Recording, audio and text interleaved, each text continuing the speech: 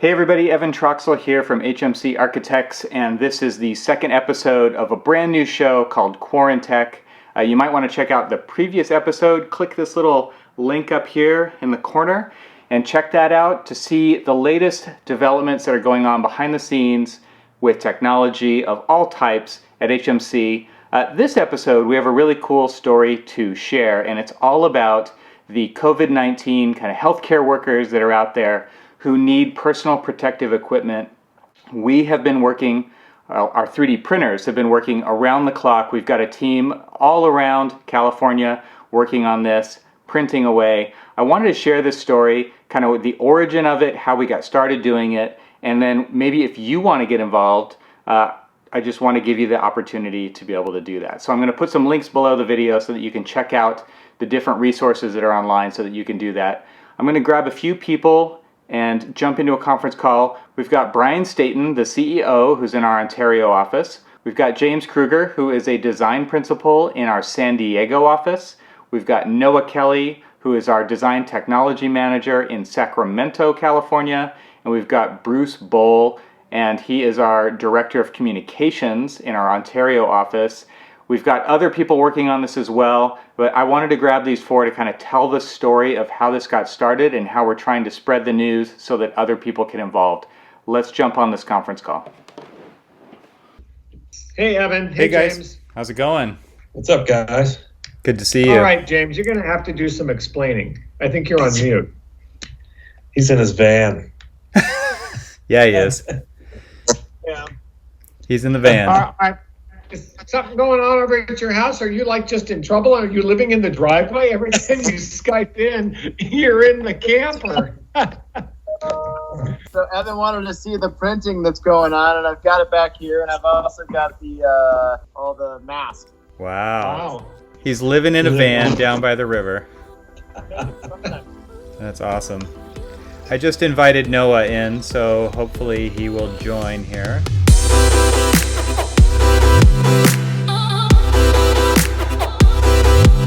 Cool. Well, let's kick this thing off. I thought it would be awesome if we just kind of talk about what's been going on behind the scenes for the last few days at HMC with this whole headband, face visor, sneeze guard, what we're calling Operation Face Shield. I just threw that name out there, and James hashtagged it on Instagram, and now it's a thing. I wanted to maybe start with Brian and just kind of, let's just retell the story, and then I would like to have Noah share what he did to kind of kick this off from the 3D side, and then have James show the actual stuff going on in progress, and then Bruce, maybe you could wrap it up with just where this is leading to and what the story is that we're trying to tell and get out there so that maybe other people could join us in this effort. So Brian, why don't you kick us off and just tell us where this began and when you messaged me and I had seen some similar things, so just kick us off. Yeah, actually, it was a passing conversation with our healthcare leadership on a practice forum call last Thursday. I think it was in the morning, and they were talking about how some of our healthcare clients are asking them to help them solve some situations for space. How can we convert an MOB to patient rooms? And how can we depressurize certain floors of a tower in order to create more isolation rooms? And I said, that's great. I said, but there's also on the front line, what can we do to create better equipment for the individuals who are actually on the out there serving all the patients? And it came to I thought about it for a few minutes, and someone says, well, we've got 3D printers. What can we make with a 3D printer? And I was like, well, the only thing we could possibly make would be a face shield. And I think that right now, healthcare providers would love any help that anybody could give. And it kind of goes to, how can we all come together as a community of HMC to better our clients and the communities that we work. And so while I was on that call, I think I sent you, Evan, a quick email or a text and said, you think we can make face shields on a 3D printer? You jumped on it with Noah. Noah got some designs going. James jumped in the following day, and next thing you know, we're printing these things, and we're utilizing our 3D printers around our firm, and it's just taken off in such an awesome way. I am just thrilled. I think it's awesome what we can do here in the power of a few people and being quick and timely and jumping in and just go for it. It's awesome. Yeah, and I think one of the funny things was when you messaged me, I had already seen a post on Archinect, and I had seen some stuff on Twitter where there were other people doing the same thing at the same time, and it was like this. And then Noah found the Columbia University Library website and downloaded the file. They already had a whole set of instructions, and we ran with that. But what was really cool was that the week before, we had all moved out of the office, and James was one of the only smart ones who took a 3D printer home with him. He took two. Yeah, well, he went back, yeah. Oh, there it is. And Noah, can you share kind of what the file was that you got and what you did with it to kind of get it ready so that all of the 3D printers in our various locations could take advantage of the same file and get that going? Yeah, definitely. I'll share my screen just so you guys can have a visual. Cool. But like you said, I followed the research, and that research led me to Columbia's guide and design for rapidly produced face shields. So I kind of read through that and figured out, based on their recommendations, how to set up the 3D print file and downloaded their STL model and just opened it up in Rhino. And originally I kind of tested out a fun idea of like, hey, like, can we optimize this and get 4 of these visors on the print bed using a generative solver? Took a funny amount of time to solve for a pretty intuitive outcome. Yeah. Which was no. Right. 3 visors was pretty much our limit on the Ultimaker S5. But kind of a fun a pet project that I also got involved with during this process. But yeah, so I essentially just looked at the file, set up the print code, and sent it out to Evan, and we kind of just distributed it from there. And yeah, it's kind of the process I went through. So we have 2 different 3D printer kinds, like basically same brand. They're both Ultimaker printers, and I can kind of start to see what James is sharing there with it in process. But we have a smaller Ultimaker 3, and then we have the larger S5. So the smaller one, Noah optimized that to print 2 visors at the same time, and with the large one, he optimized it to print 3 at the same time, so that we can just maximize the number that are being made while somebody kind of babysits the machine. So James, why don't you give a little tour of your home setup for your little 3D printing mini factory that you've got going on there? So I'm going to do like a top-down view. Is that a good one? Yeah, that looks good.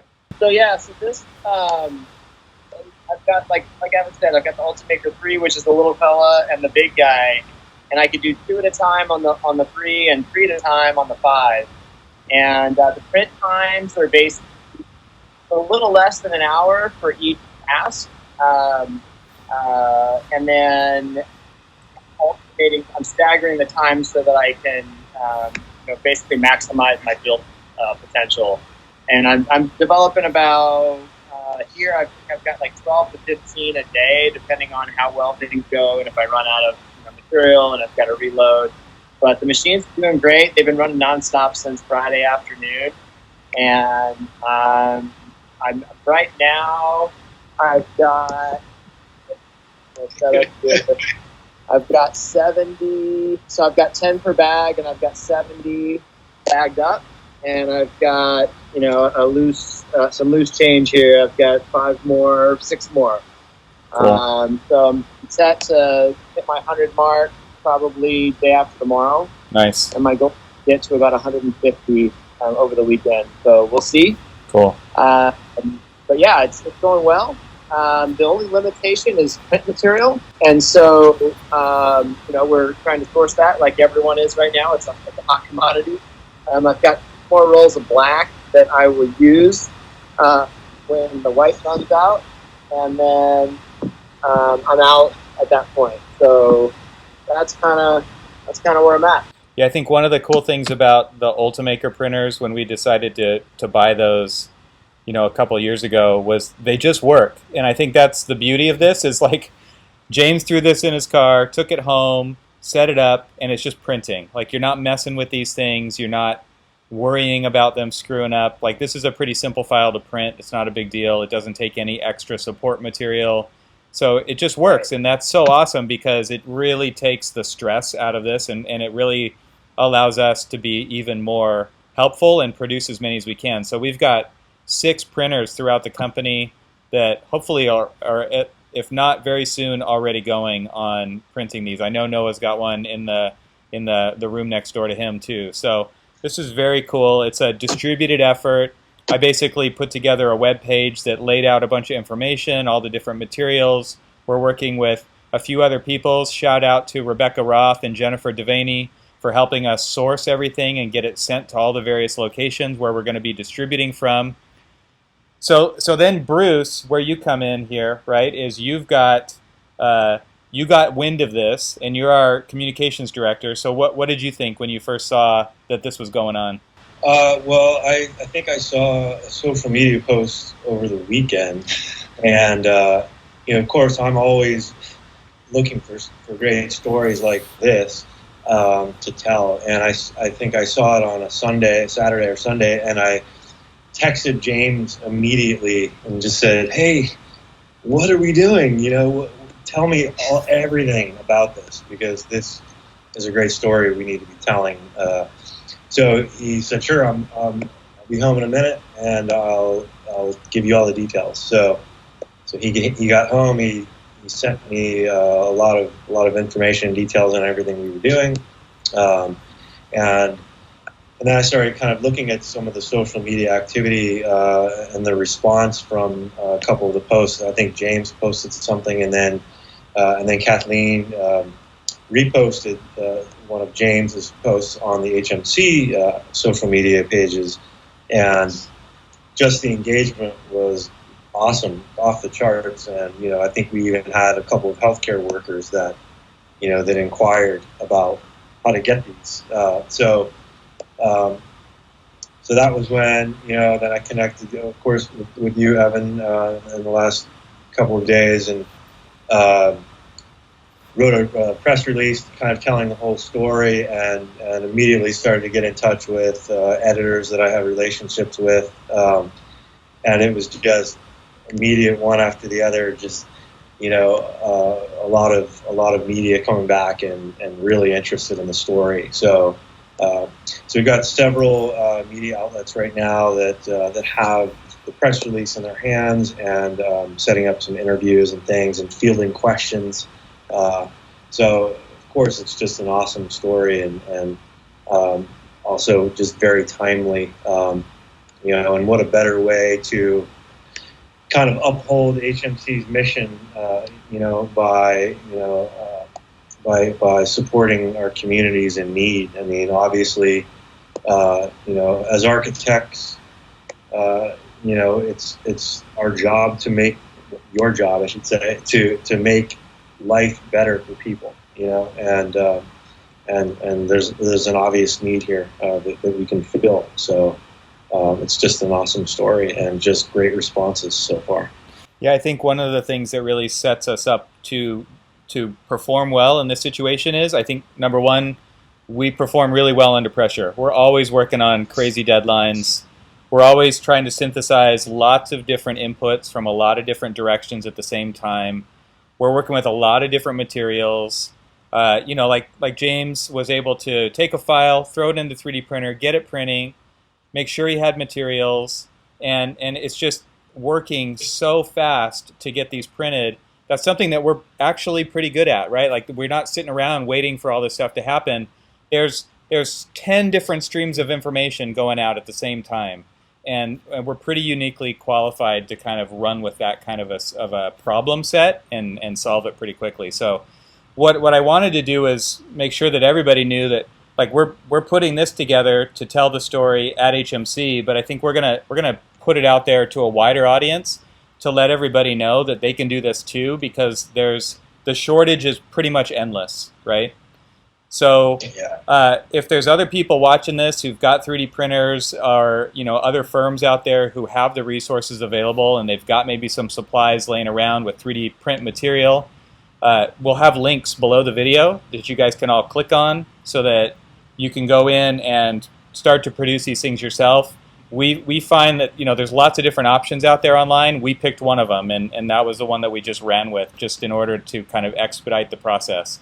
But it's so cool to kind of see the architectural community come together and produce these things where it's just like James was saying right before we got started, man, there's people out there working with giant face guards, and it's got to be so cumbersome to work. At least with this, they can work more comfortably because we know that like the hours are endless right now. So also really cool. It's a testament to HMC in terms of how we all collaborate with one another and how we all are willing to jump in and make a difference in the communities that we work and serve.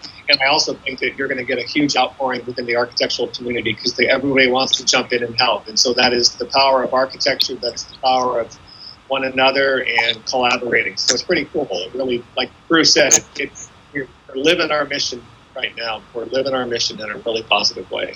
Yeah.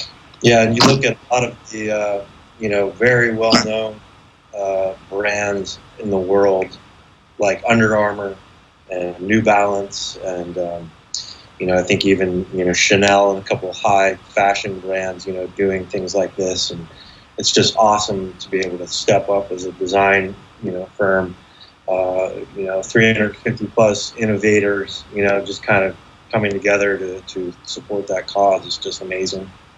And it's, it's something that, as